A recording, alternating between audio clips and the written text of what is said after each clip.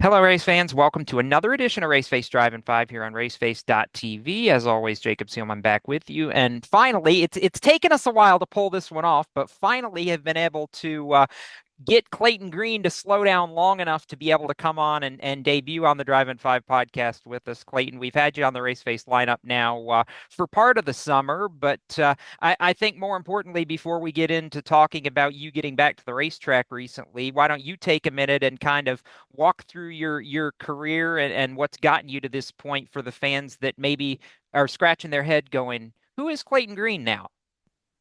Let's see here. I've been racing since I was 6. I started in Bandoleros and worked my way up to legend cars and race street stocks and uh, modifieds, late models, K&N, and now doing a handful of truck races this year. And I've just been racing for a long time and still trying on that path to get a full-time ride in the truck series. What first motivated you to, look at your parents and go, I want to do this racing thing? My parents, specifically my dad, had been racing, and we would go to the racetrack all the time, and I'd sit as a I don't know 4 5 year old playing cars in the dirt while they were at the racetrack, and it was sweltering hot, and you just do nothing all day. And finally, one year, I asked if I could race, and uh, that year later, we were racing Bandoleros. And for context, when Clayton says sweltering hot, you're from Marble Falls, Texas, which paint the picture of exactly where that is in Texas, just so people have an idea. That that is uh, is it northwest of Austin by about 45 minutes. There you go. So in other words, it's the as you said, sweltering hot part of Texas for Oof. lack of then again, I guess down there everywhere in Texas is sweltering hot if you know where to look. Yeah, especially down in like San Antonio. That's where or Kyle, which is where my dad would race, and it was always Corpus, and it was always hot. I was going to say, and you mentioned Corpus and get talking about the Labanis and a lot of names that have come up out of that Gulf South Texas area. So there's a lot of good lineage there for you to lean on. What was your home? I was going to say in that area, what was your home track when you started running bandos? Dallas, Texas Motor Speedway was our home track. Okay, so that's right because they did put the quarter mile in at Texas a little later on. I know that was one of the later Legends quarter miles to get put in there, but I mean a lot of people over here would know it. They did the same thing at Atlanta and at Charlotte as well. So kind of that same concept where you've got the front straightaway, you got pit lane, and then you've got your two paperclip corners, kind of building it all together. We also had Little Texas. Little Texas was a little quarter mile outside the That's racetrack. okay, which they've done now at Charlotte. They've actually built a little fifth mile out behind the racetrack And Little nowadays. Texas is now a dirt track. It's Okay, the thing that everybody that's uses. right. Which, if anybody's heard the Little Texas Dirt Track, you've got the High Limit Kyle Larson's Sprint Car Series coming there later this fall, which a lot of people down there are jazzed up about. But I digress. So for you, that's how you got to this point. And I know, before we get into what you've done most recently, I do want to give you a chance to kind of circle back to your first truck race earlier this year and talk about what your experience was like being able to run at North Wilkesboro. You hopped in for Corey Roper, and I imagine as a kid from Texas who just grew up with dreams of racing race cars, to be able to not only drive in NASCAR, but at a track with as much history as what North Wilkesboro has, you had to be a kid in a candy store that weekend. Oh yeah, I love racing at historical racetracks, especially whenever they bring them out of retirement.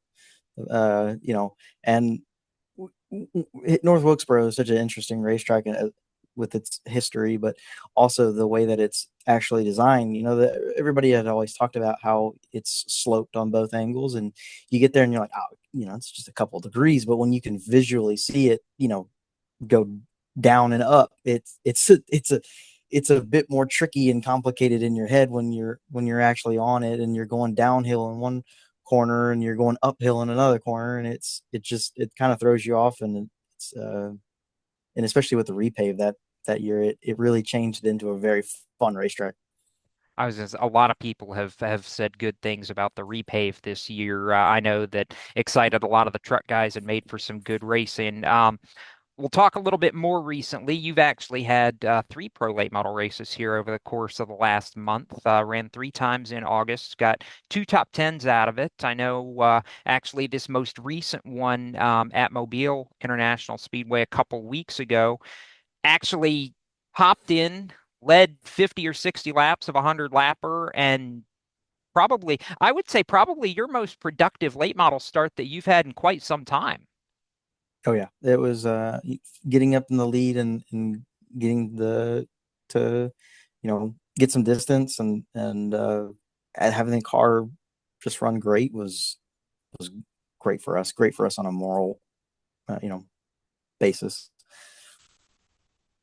Talk me through a little bit of that race. I know you've not really been in a ton of races where tire conservation and kind of that strategic element to it have been a really big factor. So kind of the goal there was to, okay, let's see if we can build a gap and see what happens later in the race. And I know it worked to some degree, a little bit of late race chaos, but definitely I feel like opened maybe a whole new notebook for you guys as a team. Yeah, we you know our car is a little down on power right now, and we had this qualified 11th out of 12 cars, and we were the car was handling really good. It doesn't have the power and the speed right now. And when we got to the lead, we were like, well, let's try and get some momentum. So when they start picking up and we fall off, we don't fall back as hard as sitting and riding in fourth and maybe just staying there for the rest of the race. We could get an advantage and try and maybe finish in second or third and try and maintain. And then of course we got hung up in a with a lap car, and it took us out for a little bit, and we had to go back to the rear and worked our way back up to sixth. Positives, though, there, you were able to work through traffic. You end up with hard charger on the night from that race. And I kind of get the sense from having talked to you a little bit after that race that you guys have learned a little bit more about what you're needing out of the car going into these last couple races that you've got scheduled this year. Yeah, we're definitely learned some stuff at Mobile. We're picking some stuff up at Pensacola, and we're just kind of fine tuning it to where we can, you know, gain some more speed and find a tenth here and there to try and pick us up to be more competitive. And you've got you're racing at Pensacola next 2 weeks from Saturday. So the 28th of September is when you'll be back in. And then I know the other thing you're really excited about coming up is the opportunity to hop back in for one more truck race this year coming up on Halloween night at Martinsville there the end of October. Talk a little bit about that and kind of how that deal's come together for you. Yeah, we made a good connection, and it's led us to a truck race and at Martinsville, and I'm very excited for Martinsville. Like I said, I like historic racetracks, and that paperclip is absolutely a historic racetrack. And as being at a short track, I think that's more home field advantage for what I've been doing this year, and it's only going to help for the truck. Just gotta. My plan is to go over there um, with the Raymond brothers for a couple weeks and try and get some things that I need to work on, like pit stops that I'm not accustomed to, and some maybe get on the simulator and try and get as much time as I can, considering we only get like I think it was 15 or 20 minutes of practice. hmm Which that in itself is a lot different for you considering some of these pro late model races. I mean, you'll have 2 or 3 sessions of practice throughout the day if you wanted. And, like you said, 15 minutes of practice isn't necessarily a lot of time at the racetrack to really even learn what you need out of it if you don't roll off the trailer right. Right, and especially in a car you've never been in. So Each, I, I I'm mean, trying to think. each car is different. It is. You haven't been to Martinsville before, have you? No, sir, I have not. So this will be your first experience, and like you said, the history there, and it's it's one of those places where I've heard people say you don't truly understand what beating and banging means in a short track sense until you've been to Martinsville once. So Yeah, I can imagine. You just watching it. for sure. No, excited about that opportunity for you to be able to connect with Josh Rayum. Obviously, we've seen them have some stronger runs here of late with Lawless Allen in their primary truck. So looking forward to that. And I guess one more for the fans question before we kind of wrap up here. Outside of the race car, I know you're a pretty big history buff, whether it's military history or there's a lot of things kind of in that realm that you really enjoy. What are some of those other hobbies and things that you like to follow when you don't have the helmet on? I mean, when it comes down to history, I definitely like historical military history. So if I find like a rabbit hole on YouTube, then I'll go kind of down that rabbit hole. I mean, one time I even ended up going back to like the Napoleonic Wars, and somehow I ended up going down that rabbit hole and spending months just watching videos on it. And my other hobby is just, I play games here and there, and that's about it. Those are my really two big hobbies. On the history side, I'd be curious just because I know there's definitely a lot in Texas. Is that a case where you've gotten the inkling to go visit any historical sites, or is it more the internet research side for you? Um, I don't know. Texas is interesting because it has its own history classes in school. So Okay, it kind of you do enough history or Texas history, you kind of get burnt out of it. I get it. I haven't That even makes been to the sense. Alamo, but uh we've when I was in school we went to certain places in Texas. Like we went to a couple like I think it was an Indian battle.